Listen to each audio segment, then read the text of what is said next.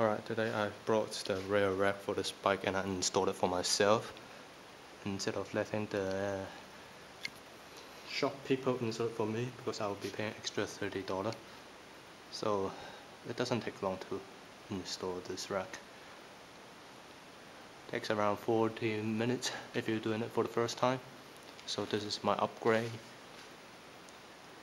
That's the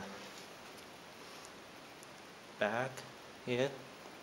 So you can put your wallet and your cell phone inside. And in the future I'll be adding a basket on the rack right here.